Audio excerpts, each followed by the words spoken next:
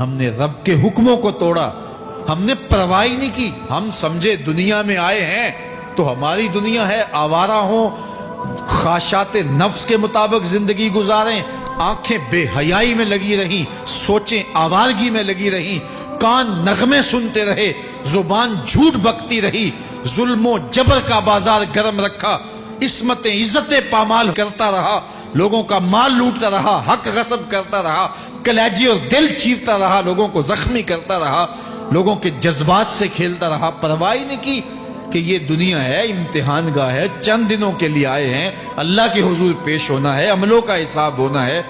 اب جب وہ دیکھیں گے کہ ہمارے ساتھ کیا ہونے والا ہے تو ان کے چہرے پہلے بگڑ جائیں گے۔ کیوں؟ وہ گمان کریں گے کہ ان کی ریڑھ کی ہڈی توڑ دی جائے گی، ایسے عذاب آئیں گے جس طرح کسی کی ریڑھ کی ہڈی ٹوٹ جائے تو اس کا چہرہ شگفتہ گلاب تو نہیں ہوتا، اس کا چہرہ جو ہے وہ تو کس قدر مرجھایا ہوا ہوتا ہے۔ تو اللہ ارشاد فرماتا ہے اس طرح ان کے چہرے ہوں گے۔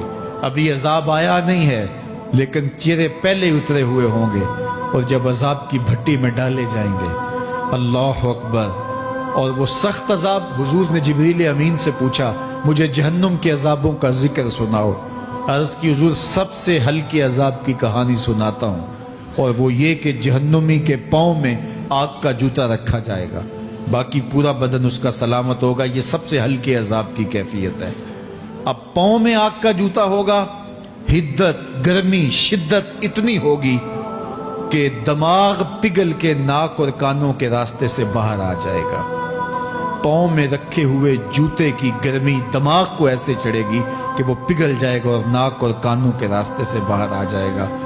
تو اللہ کے عذاب کے خوف سے چہرے بگڑ جائیں گے، حالت سلامت نہیں رہے گی۔ یہ بات ذہن میں رکھیں کہ اللہ جس کو جہنم میں ڈالے گا اس کو اس صورت میں نہیں ڈالے گا، یہ محمدی صورت ہے، یہ شکل اس کی چھین لی جائے گی اور اس کی شکل بڑی کر دی جائے گی۔ اس کا ایک ایک دانت احد پہاڑ جتنا ہوگا۔ احد پہاڑ کا پھیلاؤ 15 کلومیٹر پہ ہے، 15 کلومیٹر کا ایک دانت، اور 32 دانت کتنے ہوں گے تو منہ کتنا بڑا ہوگا۔ اس کو اتنا بڑا اس لیے کیا جائے گا تاکہ وہ عذاب کی تکلیف زیادہ سہے۔ 70 گز موٹی کھال ہوگی، اور کھال جل جائے گی تو اللہ قرآن میں فرماتا ہے ہم نئی کھال دے دیں گے تاکہ عذاب کی تکلیف اس کو گوارا کرنی پڑے۔ پھر چیخے گا، چلائے گا، ہائے مجھے پانی دو، پانی دو، پیاس کی شدت ہے۔ 70 سال تک تو اس کی کوئی آواز ہی نہیں سنے گا۔ 70 سال کے بعد داروغہ جہنم چیخ کر کہے گا کیا مانگتا ہے؟ وہ بولے گا مجھے پانی چاہیے۔ کہا جائے گا تو بے بھی ملتا ہے پانی۔ پھر داروغہ جہنم اسے پانی دے گا، کوکا کولا کی بوتل دے گا یا پیپسی تھما دے گا یا منرل واٹر کی بوتل دے گا؟ نہیں، قرآن بتاتا ہے اسے مائے حمیم دیا جائے گا، کھولتا ہوا پانی، اور وہ اتنا گرم ہوگا جب پینے کے لیے چہرے کے قریب کرے گا اس سے اٹھتی ہوئی بھاپ کی وجہ سے چہرے کی کھال ادھڑ کے اس کے اندر گر پڑے گی، لیکن اس کے باوجود اس کو پینا پڑے گا۔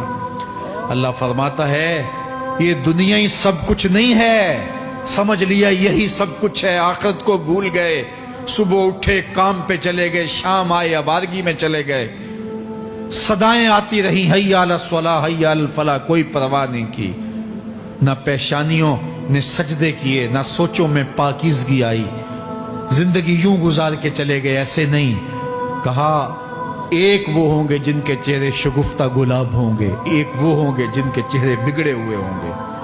اللہ اکبر، کلا اذا بلغت التراقی، یہ تو قیامت کا منظر ہے نا، قیامت سے قبل بھی ایک منظر ہے، اللہ اس منظر کو بھی بیان کر رہا ہے، کلا اذا بلغت التراقی، ہاں جب جان گلے کو پہنچ جائے گی۔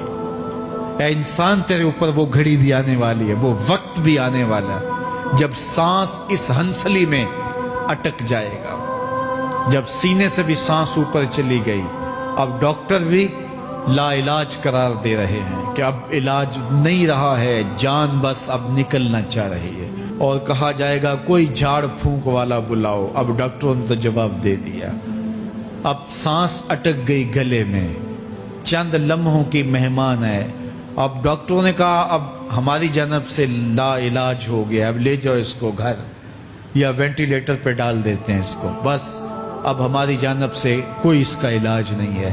اب گھر والے روتے ہیں، کہتے ہیں کوئی جھاڑ پھونک والا لاؤ، کوئی دم والا لاؤ، شاید وہ کوئی دم کرے تو اس کی جان میں جان آ جائے. ڈاکٹروں نے تو لا علاج قرار دے دیا.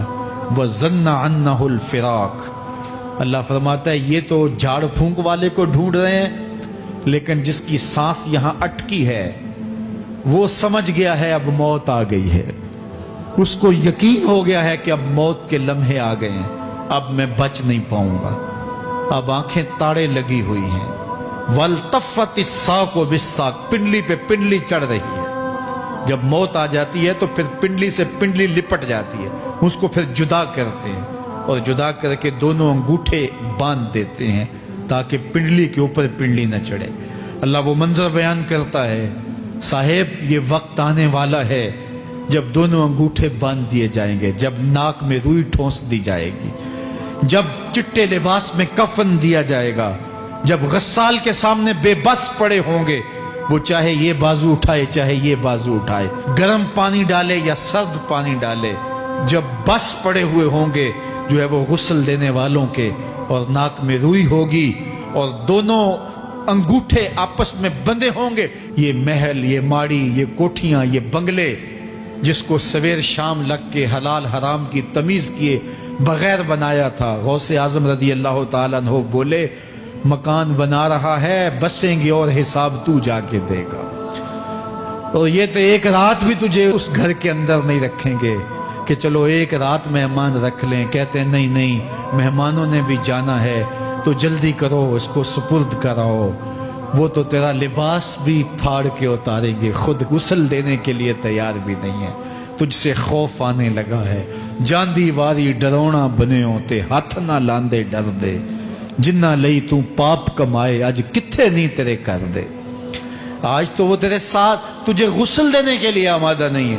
وَالْتَفَّتِ السَّاقُ بِالسَّاقِ. جب پنڈلی پہ پنڈلی چڑھنے لگ جائے گی، إِلَىٰ رَبِّكَ يَوْمَئِذٍ الْمَسَاقُ. اس دن تیرے رب کی طرف ہی لوٹ کے جانا ہے.